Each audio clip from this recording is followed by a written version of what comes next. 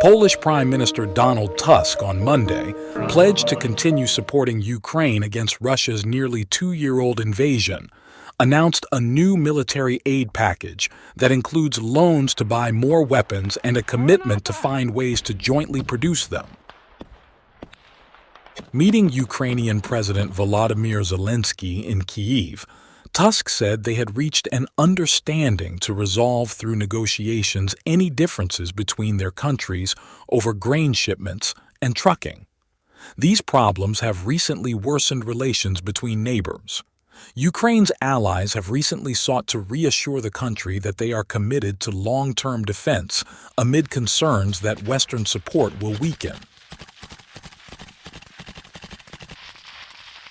Tusk, who returned to power last month and wants to show that a change in government will not change Ukraine policy, also met his Ukrainian counterpart, Denis Shmyhal. Kyiv is the first foreign capital he has visited since returning as prime minister, Tusk said. He returned to Polish politics after serving as president of the European Council, one of the highest positions in the European Union. Today, Ukraine shoulders the security problems of the entire European continent. Today, Ukraine is paying a huge price for values fundamental to the free world, he said. Poland's security is also at stake in this struggle.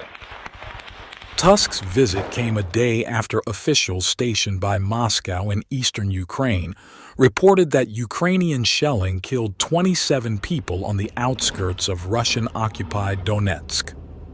Kremlin spokesman Dmitry Peskov called it a terrible terrorist act, and the Russian-backed regional government declared a day of mourning.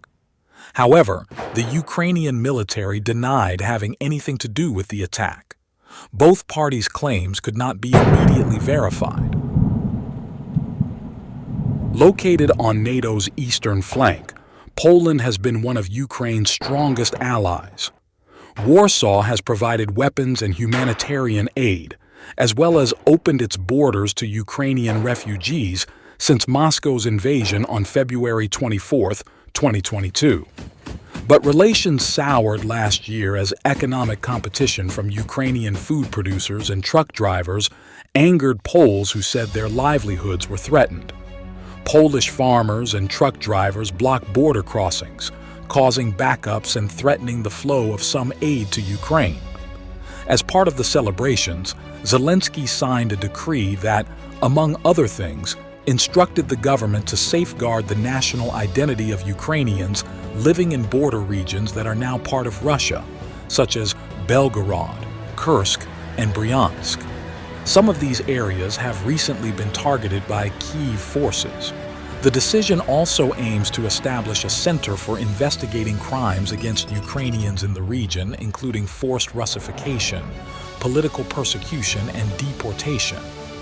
Meanwhile, Ukraine's main digital banking platform, Monobank, said it suffered a massive denial of service attack carried out by unknown hackers. The attack was repelled, the bank said, without major consequences.